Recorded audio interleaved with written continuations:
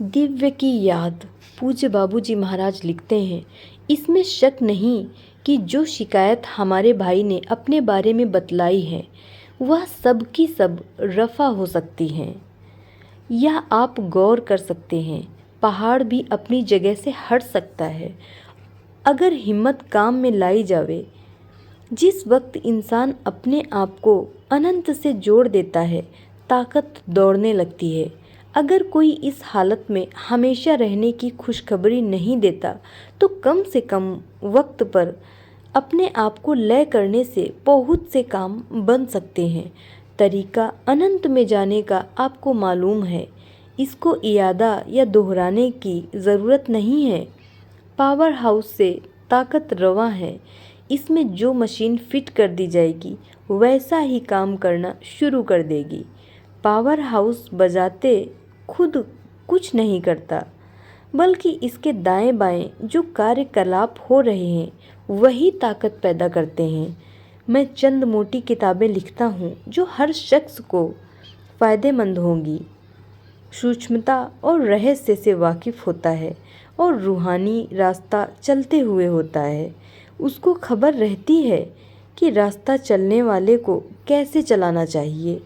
अलावा इसके उसकी हड्डियाँ राम नाम से बसी हों। मैटर भी साफ हो जाता है, उसमें हलचल बाकी नहीं रहती। इससे जो भी बिजली कुदरतन अज खुद स्वयं रवां होती है वह भी पाक और साफ और हर शय से निर्लिप्त और पवित्र होती है। उसमें उन बातों का पता कहाँ जो गैर ज़रूरी है। उसके मन की हरकत मंद हो जाती है और वह उसके हुक्म पर काम करने लगता है। यह चीज़ यानी मन जो इंसान में है इस तरीके की ताकत रखता है कि उसके कंट्रोल हो जाने पर सब कुछ कर सकता है। यही असल ताकत है जो अगर रुजू कर दी जावे तो हर करिश्मा और चमत्कार शर्जद हो जाता है। मगर मैं सबसे बड़ा मोजिज़ा यह समझता हूँ कि अगर कोई शख्स तैयार हो तो क्षण मात्र में असल भंडार तक पहुँचा सके। इस मोजिज़े के करने वाले कोई ही मिलेंगे। सबका गुरु ईश्वर है, यह शाश्वत सत्य है। मगर ऐसी बहुत हस्तियाँ कम ही पाई जाती हैं जो सीधे उससे संबंध जोड़ सकी हों। अब रहा यह सवाल कि किसी मोक्ष आत्माओं में से किसी को गुरु क्यों न मान लिया जाए। ऐसा करना मुफीद ज़रूर होगा, मगर उस वक्त जबकि मन को दूषण से साफ कर लिया हो। जिसने ऐसा कर लिया उसको गालिबन इसकी ज़रूरत न रहेगी कि खाम खाह मोक्ष आत्माओं से संबंध जोड़। उसका संबंध कुदरतन हो जाएगा और अंतः संचार की अवस्था पैदा हो जाएगी। अब यह चीज़ पैदा कैसे हो? मुख्तसरन जवाब यह है कि उसकी याद से गाफिल ना हो और जो लम्हा बिना उसकी याद के गुजर जाए उस पर पश्चाताप करें।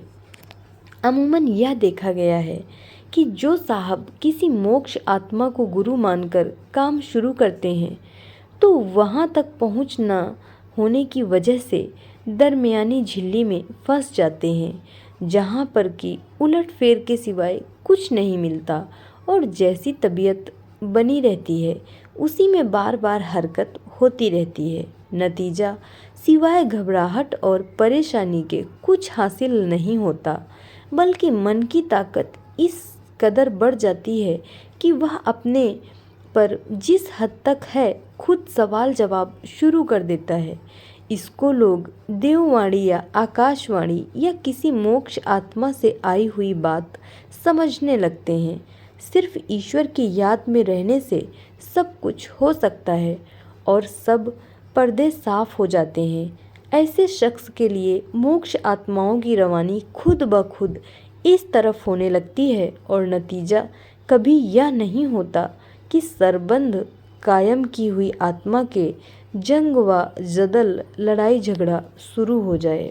असली हालत पूज्य बाबूजी महाराज लिखते हैं, गरीबी की हालत वह है जिसको लोग तरसते चले गए हैं और संभव है उसका मज़ा बहुत से ऋषियों ने भी न चखा हो। मालदार आदमी के पास सब कुछ होता है, गरीब आदमी के पास कुछ नहीं होता है।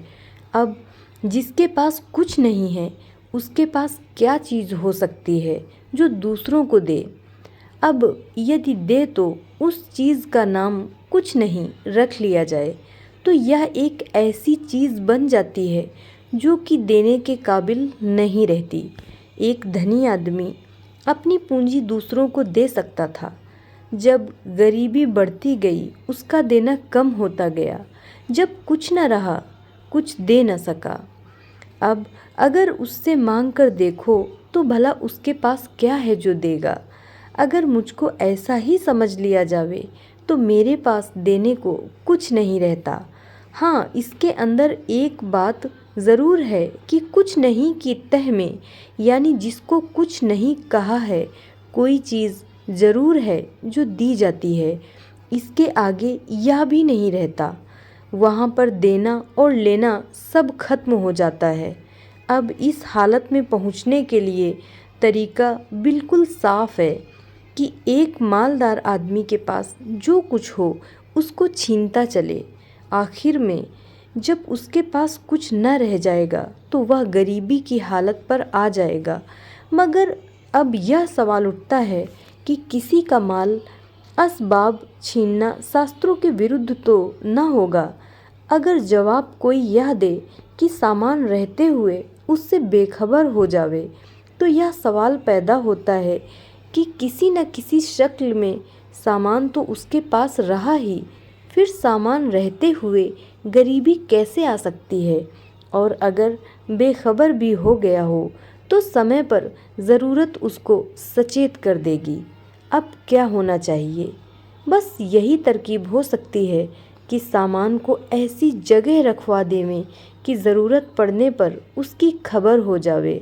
तो फिर यह ख्याल पैदा होता है कि यह चीज़ धरोहर रखी हुई है। यह शुरू का तरीका है और आगे बढ़ने पर इस सामान को जो बतौर धरोहर दूसरे के पास रखा हुआ है उसका ही समझ लें और अपना कोई अधिकार उस पर बाकी न रखें। तब यह बात पैदा हो सकती है कि सब कुछ होते हुए अपने पास कुछ न महसूस हो। अब मान लो कि हमारे पास जो अंदरूनी ताकतें और सिद्धियां हैं, यानी जो ताकतें हमको ईश्वर से मिली हैं, उसको अगर हम सब ईश्वर की समझ लेवें और उसको इन पर काबू और अख्तियार दे देवें, या दूसरे शब्दों में इनको उसके हाथ बेच डालने से हम हर चीज़ से खाली हो जाते हैं। अब यह चीज़ पैदा होती है कि ऐसे अमानतदार को ढूंढें कैसे कि यह चीज़ उसके हवाले कर सके। वह तो इतनी दूर है जैसा कि ख्याल है कि वहाँ तक पहुँचना कठिन है, और अगर वह सबसे नज़दीक भी है तो उसका यह हाल है कि जैसे अपनी आँख खुद अपनी आँख को नहीं देख सकती है। तो भला ऐसे अमानतदार को कैसे पावें? जवाब इसका यही है कि अगर सिर से पैर तक आँख बन जावें तो कम से कम हमको कहने को ज़रूर रह जाएगा कि हम अब कुल आँख ही आँख हो गए। अब ज़रूरत सिर्फ इस बात की रह जाएगी कि हम उसको तलाश करें। जब हम कुल आँख ही आँख बन गए तो इसके माने यह हुए कि देखने की ताकत हमारे कुल बदन में है। अब देखना क्या रहा जब हम कुल आँख ही आँख रह गए और अब हमारे पास सिवाय इस चीज़ के कुछ न रह गया। अब यह बात भी जाती रही कि आँख को आँख नहीं देख सकती, इसीलिए कि वह ताकत जो उसके देखने की तरफ हमको मायल कर रही थी उसका अब खात्मा हो गया, और इसलिए कि उन ताकतों की जगह पर जो अनेक रूप में हैं अब आँख ही रह गई। अब तो यह हो गया है कि हर तरफ वह चीज़ है जिससे कि रोशनी निकलती है। जो आँख आँख को देखना चाहती थी वह अब सर से पैर तक एक हो गई है। उसको देखने की अब खुद को ज़रूरत भी नहीं रही। इस कुल इबादत का मज़मून यह है कि जैसे आँख ही आँख अपने में दिखलाई देती थी तो वे चीज़ें जाती रहीं जिससे आँख को आँख देख सकती थी। इसी तरह से अगर हम बजाय आँख के ईश्वर ही ईश्वर को भास करने लगें तो फिर हमको अमानतदार की तलाश नहीं रह जाती, इसीलिए कि फिर वह कुल चीज़ असली रूप में हो जाती है जिसको हम अमानतदार के हवाले करना चाहते थे। अब गरीबी आई मगर हमको मालदारी और गरीबी दोनों का खात्मा करना है, तो जो तभी हो सकता है कि बजाय कुल सिर से पैर तक आँख बनने के वही असली आँख जो ईश्वर है बन जावें, और ऐसा स्वाभाविक कि इसका भी पता न रहे, तब मालदारी और गरीबी दोनों गायब होती हैं। पिछले खत में जो मैंने अपनी गरीबी का जिक्र किया था वह हालत बंदे की है और इससे आगे बड़ी विभूति और इससे आगे अवतारों की है। इस खत का जवाब अगर तुम लिखो तो मेरा दिल बड़ा खुश हो, और लिखो ही क्या, ऐसा ही होने की प्रार्थना करो। ईश्वर से कुछ दूर नहीं, वह सब कुछ कर सकता है। तुम जब शाहजहाँपुर आए थे तो तुमने कहा था कि बाबूजी मुझे अपना नौकर रख लो। मैं इन प्रेम भरे शब्दों से खुश हुआ। मुझे केवल तंदुरुस्ती का इंतज़ार है और इसकी वजह से धीरे धीरे का मजमूलन है, वरना रूहानियत असल रूप में पैदा हो जाना एक क्षण मात्र का काम है। इस नौकरी की तनख्वाह तुमने 6 सिटिंग रोज़ मांगी है। ईश्वर ने चाहा तो तुम्हारी वह हालत पैदा होगी कि हर वक्त सिटिंग ही सिटिंग रहेगी। फिर क्या होगा? जिसका मैं नौकर हूँ उसकी ही नौकरी तुम कर लेना। मैं तो कुल दुनिया को चाहता हूँ कि मुझसे अच्छी बने, और मेरी प्रार्थना भी यही है कि इसके बदले में मुझे चाहे जितनी सज़ाएं भी मिलें, मुझे सब बर्दाश्त हैं। इस खत में मैंने वैराग्य और लय अवस्था बतलाई है और यह भी दिखलाया है कि ईश्वर दर्शन क्या है। ईश्वर दर्शन की हालत और उसका आनंद ऐसा समझ लो जैसे संगे बे नमक, और आखिर में यही कैफियत हो जाती है। इसके लिए जन्म जन्मांतर लोग मेहनत करते हैं और इसके एवज में जो मिलता है उसको अगर शुरू में दे दिया जावे तो लोग भागने के लिए तैयार हो जाएं और ईश्वर की तरफ कोई रागिब न हो।